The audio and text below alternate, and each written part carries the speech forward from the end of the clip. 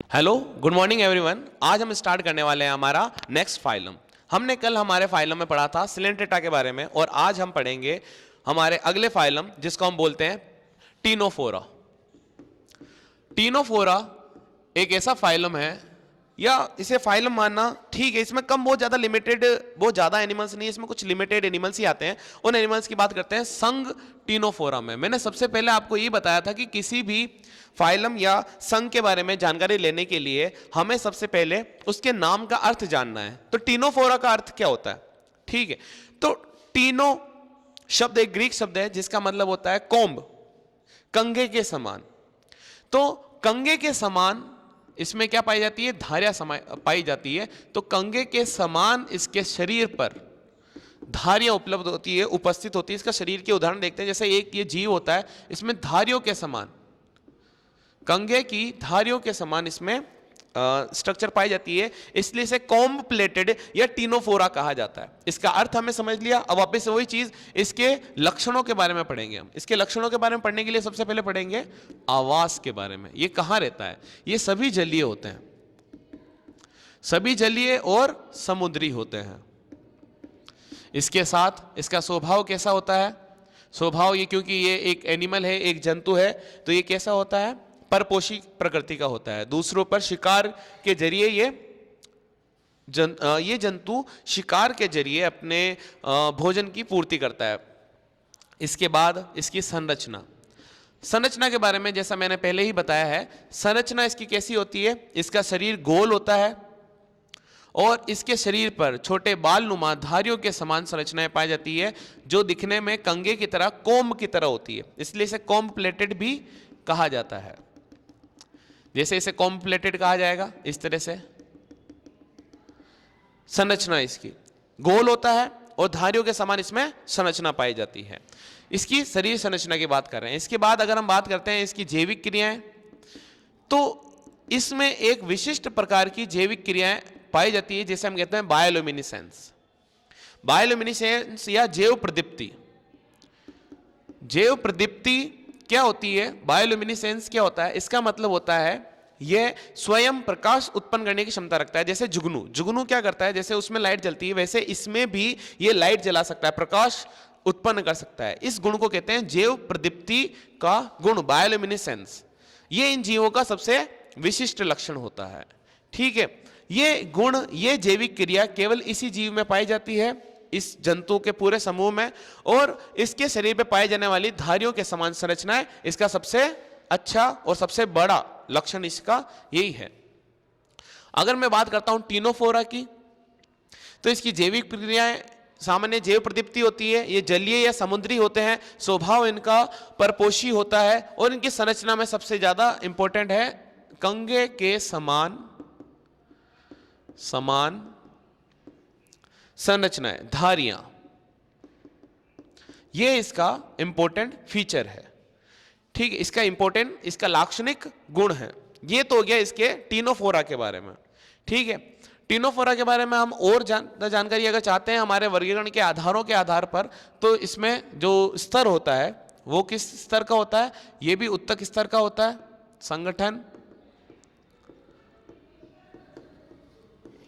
संगठन उत्तक स्तर का होता है। इसके साथ ही अगर हम देखें टीनोफोरा में और क्या होता है, तो सम्मिति इसकी कैसी होती है? अरीय होती है, क्योंकि ये गोल जीव होते हैं। इसके साथ ही अगर हम बात करें, इसमें सेगमेंटेशन या खंडीभाव नहीं पाया जाता है, देह गुहा अनुपस्थित होती है। ऐसे ही इसमें कई और आधार नहीं होते। जैसे इसमें नॉन कोडेटा है तो इसमें नोटोकोड की उपस्थिति नहीं होती है। इस तरह से इसमें मुख्यतया ज्यादा लक्षण नहीं होते हैं। अब हम अपने अगले संघ की ओर चलते हैं, टीनोफोरा से आगे। तो अब हम अपना स्टार्ट करेंगे अगला संघ। अगला संघ है संघ प्लेटीहेल्मिन्थेस। संघ प्लेटीहेल्मिन्थेस।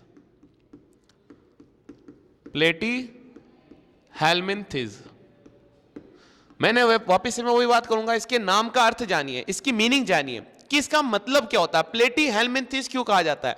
देखो बेटा, प्लेटी का मतलब होता है फ्लैट, चपटा, और हेल्मिन्थेस का मतलब होता है कृमि। मतलब इन्हें फ्लैट वर्म भी कहते हैं, क्योंकि ग्रीक में इन शब्दों का मतलब होता है प्लेटी मतलब चपटा और हेलमिंथिस मतलब कृमि या वर्म, इसलिए इस संघ के जो जीव होते हैं उन्हें हम चपटे कृमि भी कहते हैं।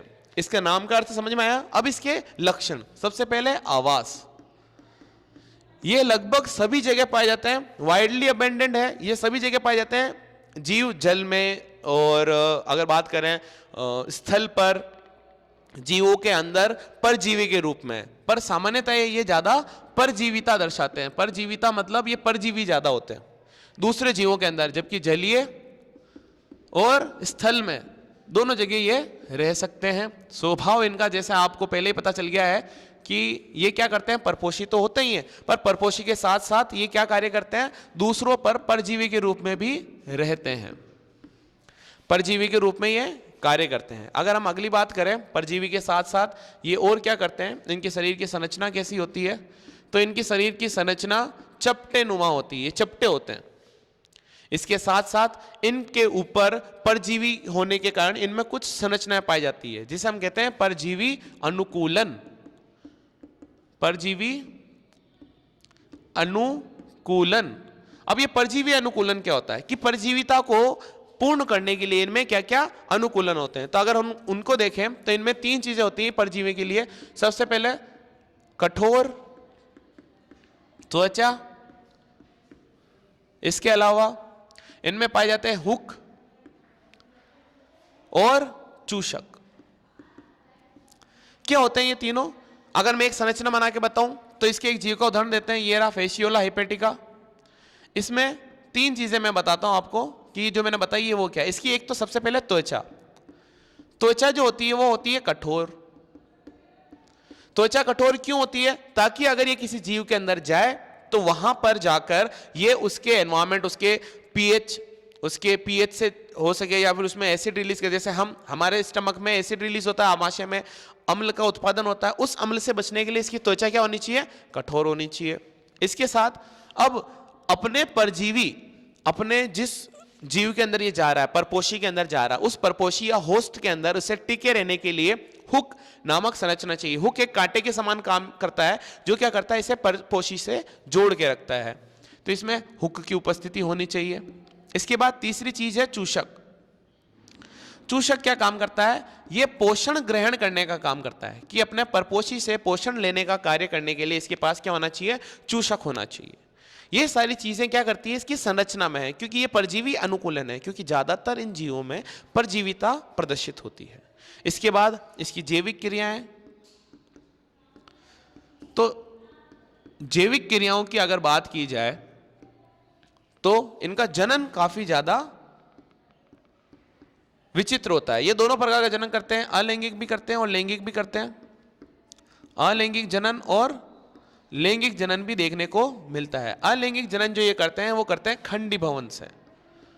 खंडी भवन एक अलैंगिक जनन का तरीका है, जिसमें क्या होता है, शरीर विभिन्न खंडों में विभक्त हो जाता है और इनमें शरीर के पुनर्निर्माण की भी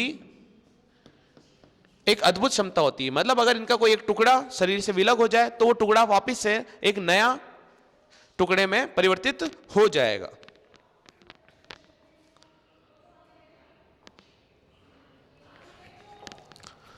नए टुकड़े में परिवर्तित हो जाएगा। लैंगिक जनन ये क्या करते हैं? युग्मकों के निर्माण का कारण करते हैं। युग्मकों का निर्माण, तो युग्मकों का निर्माण करके ये क्या करते हैं? ये जीव लैंगिक जनन करते हैं। और अलैंगिक जनन कैसे करते हैं? खंडी भवन या पुनर्निर्माण से। खंडी भवन का मतलब होता है अपने शरीर को छोटे छोटे खंडों में विभक्त कर देना और उससे फिर नए जीव का निर्माण करना, या ये पुनर्निर्माण भी कर सकते हैं। पुनर्निर्माण का मतलब हो गया, ये क्या करते हैं, ये जीव किसी अपने एक छोटे से भाग से वापिस से नए जीव का निर्माण कर सकते हैं। ये जैविक क्रियाओं के बारे में बात हो गई इसके, ठीक है। इसके अलावा पाचन जो होता है इसमें, वह अंतःकोशिकीय होता है, कोशिका के अंदर होता है, और बहिकोशिकीय भी होता है।